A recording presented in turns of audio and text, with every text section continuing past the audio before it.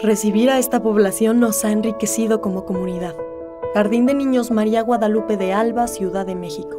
Personal directivo: Itandegui Ríos Vadillo y Guadalupe Aranda Batalla. Personal docente: Jessica Rosales Gómez, Vanessa Ramírez Gasca, Diana Mojica Jiménez, Guadalupe Ramírez Ramos, Adriana María Fernanda Gómez Salgado y Guadalupe Aranda Batalla.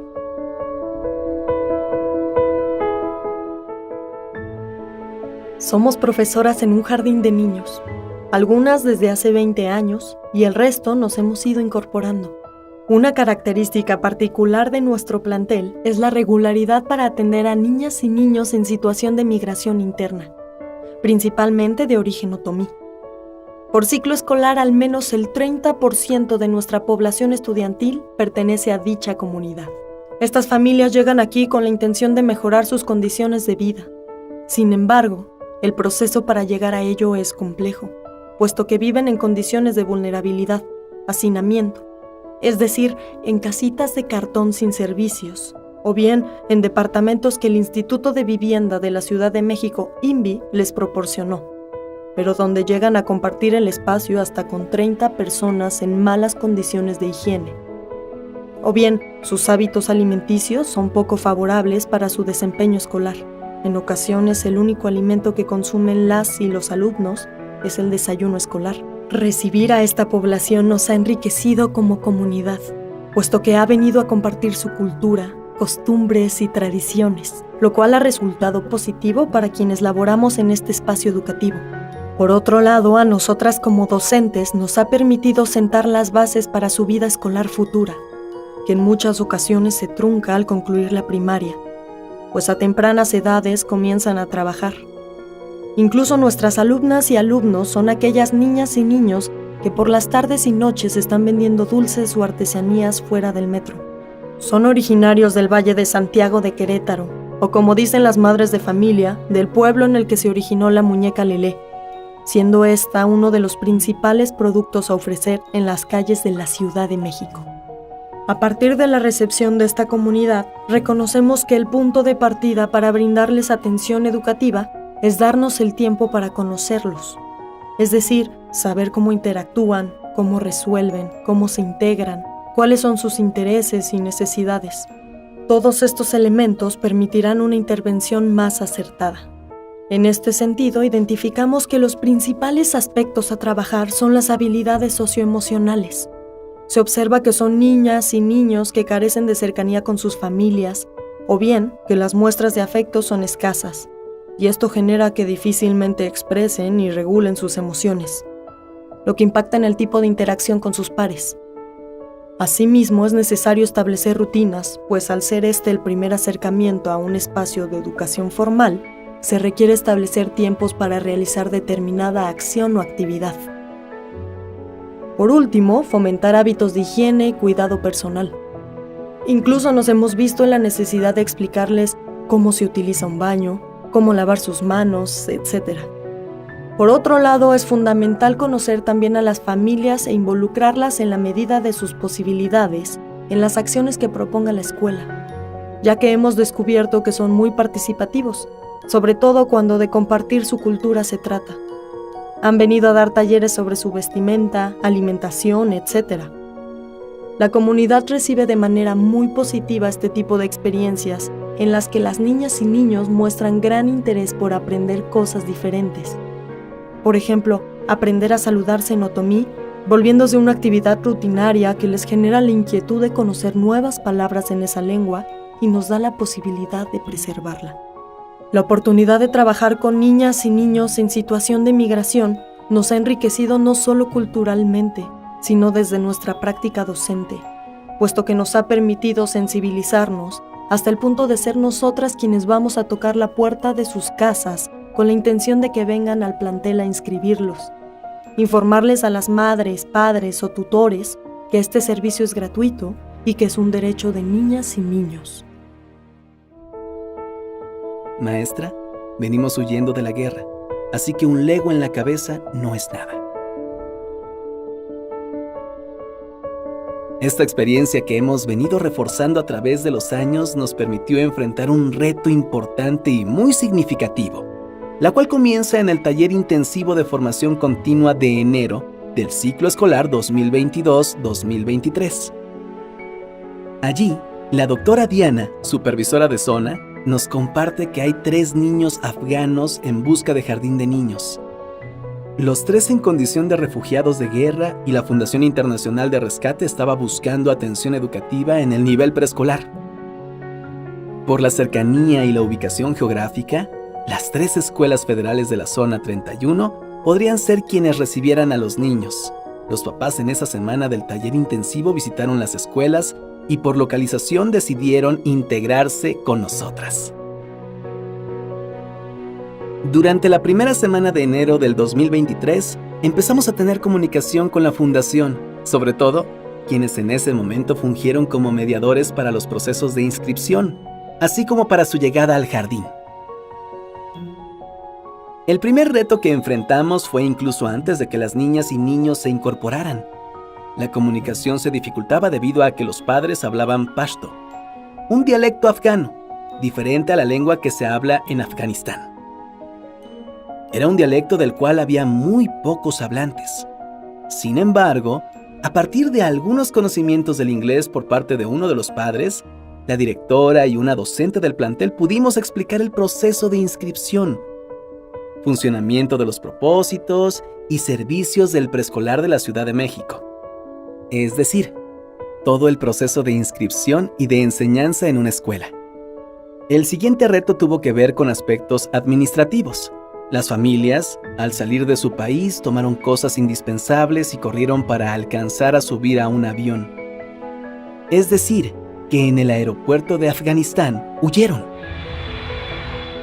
Obviamente no traían más documentación que su pasaporte.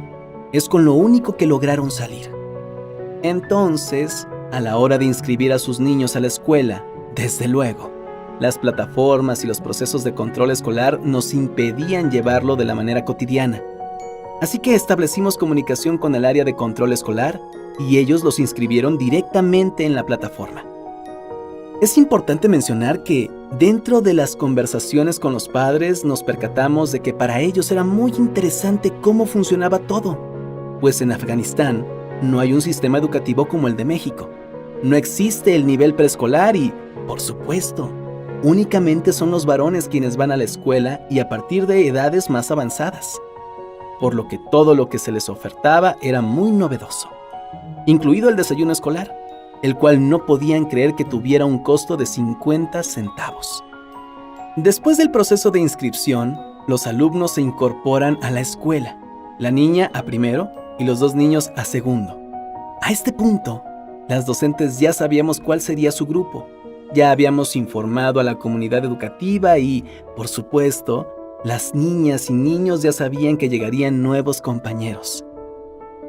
En este sentido, sí es importante mencionar que el proceso de adaptación fue natural para la niña y uno de los niños, pero para el restante fue más difícil, pues lloraba y pedía ver a su mamá. Esto ocurrió al inicio y después se fue desenvolviendo de manera natural. Una vez dentro del aula, el principal reto también radicó en el lenguaje, ya que los niños hablaban algunas palabras en inglés, el resto era su lengua natal. Así que para dar indicaciones o consignas, tuvimos que buscar muchas opciones. Entre estas, el uso del lenguaje corporal, señas, palabras en inglés y pictogramas, los cuales fueron de gran utilidad ya que las imágenes expresaban de manera exacta lo que tenían que hacer. Sin embargo, los mejores intermediarios fueron las niñas y niños, pues ellos fungieron como traductores o bien los niños de origen afgano observaban e imitaban al resto del alumnado. Es importante resaltar que, en el caso de la niña, que se incorporó a primer grado, fue mucho más sencillo, pues por las características propias de las niñas y niños de 3 años, la comunicación de todo el grupo era limitada, entonces el juego tuvo un papel muy importante, ya que fue el mediador para que el alumnado se pudiera comunicar. La experiencia nos implicó hacer gestiones de otro tipo, por ejemplo, generar un expediente de salud, para lo cual fueron dados de alta en la Clínica 5 de Especialidades, en donde recibieron atención médica. Asimismo, para realizar sus gafetes, con el consentimiento de los padres tomamos fotografías y las imprimimos. Comentamos esto ya que queremos resaltar que la atención que se les brindó fue siempre con la idea de que tenían que recibir el mismo trato que niños nacionales. Incluso, un día dentro de la clase de educación física, uno de los niños afganos lanzó un Lego en la cabeza al otro. Nosotras de inmediato nos comunicamos en la medida de nuestras posibilidades con el padre. Le explicamos que activaríamos el seguro escolar Va Seguro, y el papá con toda calma comentó: «Maestra, venimos huyendo de la guerra, así que un Lego en la cabeza no es nada». Insistimos y reiteramos que es su derecho y debe hacerlo valer. El periodo que estuvimos en el jardín de niños fue breve, pero, sin duda, lograron adquirir aprendizajes significativos. Sobre todo, una experiencia positiva de ser parte de una escuela. La despedida no se pudo realizar, puesto que se atravesó el Ramadán y los niños debían mantener el ayuno. Sus padres nos dijeron que no había impedimento para que asistieran a clases, pero, como no iban a tener alimento hasta las 7 de la noche que bajaba el sol, la niña y los niños iban a estar bajos de energía y de glucosa. Además, hacían más oraciones de las que normalmente hacen. Así que dejaron de venir. Posterior a esto vino el periodo de vacaciones y ya no volvieron. Solamente los padres de familia nos avisaron que liberaron sus visas y pasaportes. Su destino siempre fue Estados Unidos y lo lograron. Es importante visibilizar que, si bien la niña y los niños provenientes de Afganistán estaban en grupos específicos, todas las docentes teníamos claridad de las estrategias a implementar, ya que nuestra línea de trabajo siempre se ha sustentado en la inclusión, la convivencia sana y pacífica, además de ser un trabajo orientado desde la supervisora y con el compromiso de cada integrante del colegiado docente para hacer que se sintieran parte de la escuela y que son valiosos sin importar de dónde vengan. Sin duda, esta experiencia nos llevó a valorar y atesorar la libertad, a fomentar la importancia del respeto a la diversidad, a realizar nuestro trabajo desde el amor y sin perder de vista que es un derecho que no debemos negar a nadie, tal como le ocurrió al alumnado de origen afgano, al que se le negó el acceso en otras escuelas. El personal directivo y docente que compartimos estas experiencias, invitamos a otras y otros docentes y personal directivo a tener presente que no trabajemos en función de nosotros, sino de lo que las alumnas y alumnos necesitan. Si bien no recibimos todos los días a niñas y niños en situaciones de guerra, sí tenemos en todas las escuelas niños con situaciones de violencia, en donde lo digno que se espera de nosotras y nosotros para ellas y ellos es eso: un trato cordial, amable, respetuoso, cálido, en donde la escuela sea un espacio que propicie un ambiente de sana convivencia y de cultura de paz en todo momento.